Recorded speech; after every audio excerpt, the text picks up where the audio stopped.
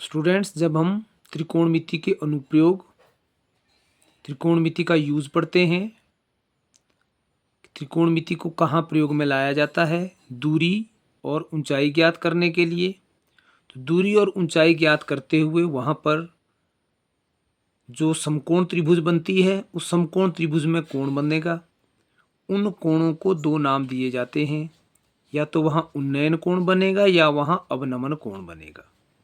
उन्नयन कोण जिसे इंग्लिश में एंगल ऑफ एलिवेशन कहा जाता है, अवनमन कोण जिसे इंग्लिश में एंगल ऑफ डिप्रेशन कहा जाता है। ये देखा जाता है कि बहुत से बच्चे उन्नयन और अवनमन कोण का अंतर नहीं जान पाते। तो उन्नयन कोण उस कोण को कहा जाता है जब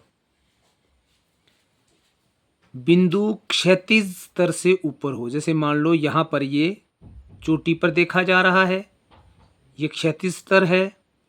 जब ऊपर वाले बिंदु को देखा जाता है तो दृष्टि रेखा क्षैतिज के साथ कुछ कोण बनाती है नीचे से ऊपर को, उस कोण को उन्नयन कोण कहा जाता है, एंगल ऑफ एलिवेशन। अर्थात वस्तु को देखने के लिए जब सिर ऊपर उठाया जाएगा, जितना कोण बनेगा क्षैतिज और दृष्टि रेखा के बीच, उसे उन्नयन कोण नाम दिया जाता है।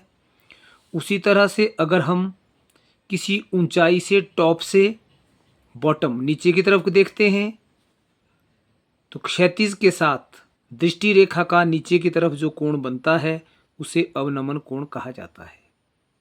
अर्थात जिस बिंदु को देखेंगे अगर वो क्षैतिज रेखा से कहाँ होगा, नीचे, तो कोण अवनमन बनेगा, एंगल ऑफ डिप्रेशन बोलेंगे। और अगर बिंदु ऊपर होगा तो जो क्षैतिज के साथ कोण बनता है दृष्टि रेखा का, उसे उन्नयन कोण बोलेंगे। उन्नयन कोण ऊपर की तरफ बनने वाला और अवनमन कोण नीचे की तरफ बनने वाला। वस्तु को देखने के लिए जब सिर नीचे झुकाना पड़ता है तो जो कोण बनता है उसे अवनमन कोण कहा जाता है। ध्यानपूर्वक उन्नयन और अवनमन कोण को समझें।